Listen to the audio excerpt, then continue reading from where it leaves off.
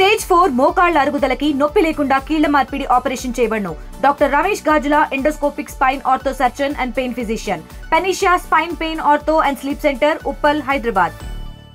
భద్రాచలం పట్టణంలో ఆదివాసీ సంఘాల జేఏసీ ఆధ్వర్యంలో ఈ రోజు ఆదివాసీల ధర్మయుద్ధం పేరిట భారీ బహిరంగ సభ, భారీ ర్యాలీ ప్రారంభమవుతుంది.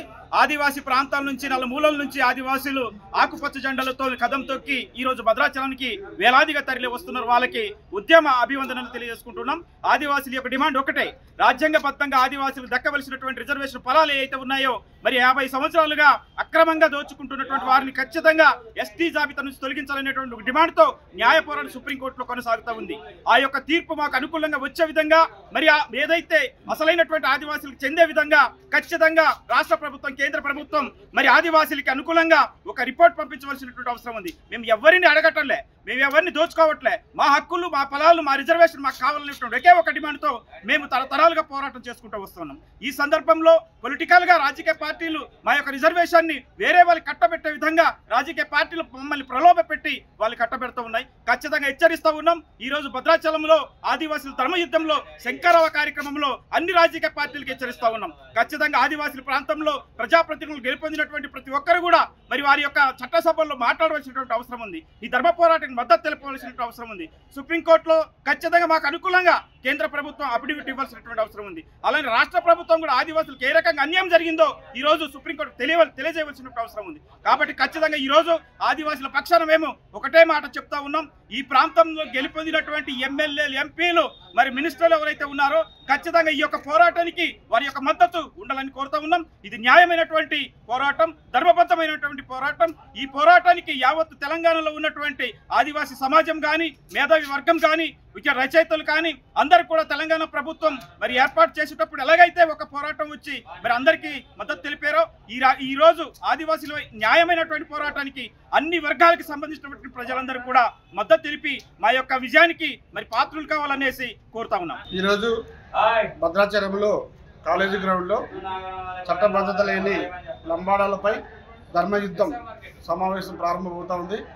యావత్తు తెలంగాణ అంటే ఆదిలాబాద్ నుండి అసరాపేట వరకు ఉన్నటువంటి ఆదివాసులు మొత్తం కూడా ఇవాళ భద్రాచలం తల్లి రాబోతూ ఉన్నారు. గతంలో అనేక సార్లు సమావేశాలు పెట్టినా ఇప్పటి నుంచి ప్రత్యేకమైన ఒక పందాతోటి ధర్మయుద్ధం స్టార్ట్ చేశాము. ఖచ్చితంగా కేంద్ర రాష్ట్ర ప్రభుత్వాలు ఏదైతే మా సుప్రీంకోర్టులో కేసు ఉందో ఆ కేసుకు తక్షణమే కౌంటర్ ఫైల్ దాఖలు చేసేసి అసలు శిశులైనటువంటి ఆదిమ తెగలకు న్యాయం చేయాలని కోరుతా ఉన్నాం. ఒకవేళ న్యాయం చేయని పక్షంలో లేదా మళ్ళీ ఇంకా కాలం ఆత్తరం సమయంలో కనుక కంటిన్యూ చేసినట్టయితే ఖచ్చితంగా ఈరోజు తెలంగాణలో ఉన్నటువంటి అన్ని రాజకీయ పక్షాలపై యుద్ధం ప్రకటిస్తాం. ఖచ్చితంగా ఈ ధర్మ యుద్ధం నుండి కూడా ఖచ్చితంగా అన్ని రాజకీయ పార్టీలు ఆదివాసులకు మద్దతు తెలపడం మాత్రం ఖచ్చితంగా ధర్మయుద్ధం రాజకీయ పార్టీల మీద కూడా చేయబోతా ఉన్నాం. జై ఆదివాసీ. నా పేరు పూనెం కృష్ణ ద్వారా భద్రాచలం ఆదివాసీ సమితి అధ్యక్షుడు. ఈరోజు ఆదివాసులు ధర్మయుద్ధం అంటే ఇన్ని రోజులు లంబాడీలు దోసుకు తింటున్నటువంటి దాన్ని అసలు గమనంలో ఉంచుకొని, దృష్టిలో ఉంచుకొని 9 తెగలకు సంబంధించినటువంటి ఆదివాసులు ఒక సమన్వయంతో ఒక ఆదిలాబాద్ నుంచి అసరావుపేట వరకు ఉన్నటువంటి ఏజెన్సీ ప్రాంత వాసులందరికీ కూడాను అంత సంపద దోసుకుంటున్నటువంటి లంబాడాలను తొలగించాలని, చట్టపద్ధతి లేనటువంటి లంబాడాలను తొలగించాలని భద్రాచలంలో భారీ ఎత్తున వేలాదిగా ఇక్కడ పెద్ద బహిరంగ సభ నిర్వహించడం జరిగింది. దీనికి మాజీ ఎమ్మెల్యేలని, తాజా ఎమ్మెల్యేలని, ఇతర అందరి ప్రతినిధులని పిలవడం జరిగింది. దయచేసి ఒక అరగంటలో గంటలో సారపాక నుండి భద్రాచలం వరకు ఒక పెద్ద మహత్తరమైనటువంటి బహిరంగ సభ ర్యాలీ ద్వారా బహిరంగ సభ నిర్వహించబడును. ఆదివాసుల అస్తిత్వం, ఆత్మగౌరవం కోసం గత 30 ఏళ్ల నుంచి జరుగుతున్నటువంటి లంబాడీల తొలగింపు పోరాటం, మలిదశ పోరాటం భద్రాద్రి గడ్డ మీద ఇక్కడ ధర్మ యుద్ధంతో ఈరోజు పెద్ద ఎత్తున ఆదివాసీ సమాజం మొత్తం ఈరోజు 50,000 మందితోటి ఇక్కడ సభ జరగబోతుంది.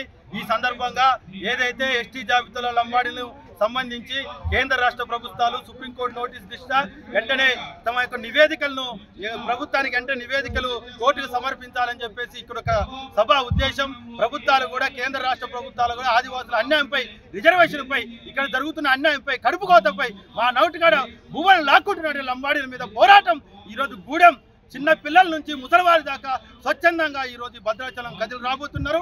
ఈ యొక్క సభను చూసైనా కేంద్ర రాష్ట్ర ప్రభుత్వాలు మార్పు రావాలా. మీరు వెంటనే లంబాడీల తొలగింపుపై దీని అంశంపై మీరు వెంటనే నిర్ణయం తీసుకోకపోతే ఇక్కడ యొక్క నిర్ణయం జరుగుతుంది. అది ప్రభుత్వాల మీద మా యొక్క పాలక ప్రభుత్వం పోరాటం ఉంటుందని చెప్పేసి ఈ సందర్భంగా స్పష్టం చేస్తూ పెద్ద ఎత్తున ఈ సభని విజయవంతం చేయడానికి ఆదివాసీ సమాజం మొత్తం తెలంగాణ వ్యాప్తంగా ఈరోజు స్వచ్ఛందంగా కదిలి వస్తున్నారు. రేవంత్ రెడ్డి గారు వెంటనే ఈ యొక్క రాష్ట్ర ప్రభుత్వం నుంచి కోర్టుకి ఈ యొక్క నివేదిక ఇవ్వాలని చెప్పి సందర్భంగా డిమాండ్ చేస్తున్నాం. ఉద్యమంలో ఉస్మానియా యూనివర్సిటీ ఏ పాత్ర అయితే పోషించిందో ఇవాళ ఆదివాసీ ఉద్యమానికి ఆదివాసీ విద్యార్థిగా ఉస్మానియా పిహెచ్డి స్కాలర్గా ఆ విధమైనటువంటి పాత్ర పోషించేందుకు ఆదివాసీ విద్యార్థి లోకమంతా సమాయత్తమవుతుంది. చట్టబద్ధత లేని లంబాడులను తొలగించాలని ధర్మయుద్ధానికి ఉస్మానియా యూనివర్సిటీ కూడా ఇవాళ భద్రాచలం వేదికకు కదిలి వస్తున్నటువంటి సందర్భం. ఇప్పటికే మేము చెప్తా ఉన్నాం, ఆ లంబాడీలు ఎస్టీలు కాదని చెప్పేసి ఒక పక్కన ఉద్యమాలు చేస్తూనే మరొక పక్కన ప్రజా పోరాటం, న్యాయ పోరాటానికి ఆదివాసులతో సంసిద్ధమవుతున్నారు. కాబట్టి ఇవాళ కేంద్ర రాష్ట్ర ప్రభుత్వాలు కూడా తక్షణమే ఆదివాసుల యొక్క లంబాడీల ద్వారా వాళ్ళు ఎదుర్కొంటున్నటువంటి సమస్యల్ని తక్షణమే కేంద్ర రాష్ట్ర ప్రభుత్వాలు త్వరితగతిన ఆలోచించి సుప్రీంకోర్టు ఇచ్చినటువంటి తీర్పు నోటీస్ ఏదైతే ఉందో దానికి వెంటనే రెస్పాండ్ అయ్యి ఆదివాసులకు అనుకూలంగా తీసుకురాకపోతే రేపు భవిష్యత్తులో పెద్ద ఎత్తున ఉద్యమాలు చేయడానికి కూడా సిద్ధమవుతున్నాం. ఇవాళ భద్రాచలమే కాదు, రేపు భవిష్యత్తులో ఢిల్లీ గడ్డ మీద కూడా మరొకసారి మా ఆత్మగౌరవ పోరాటాన్ని వినిపించేందుకు ఆదివాసీ సమాజం అంతా కూడా సంసిద్ధమవుతుంది. తెలుగులో న్యూస్ కి ఫాస్టెస్ట్ యాప్ ఇప్పుడు టోటల్లీ న్యూ అవతార్లో జస్ట్ 5 సెకండ్స్ లో కంప్లీట్ న్యూస్. సోషల్ మీడియాలో ట్రెండ్స్ కి one stop solution. Live TV app voice search option తో ఇప్పుడే డౌన్లోడ్ చేయండి లేదా అప్డేట్ అయిపోండి. యాప్ లింక్ డిస్క్రిప్షన్ లో ఉంది.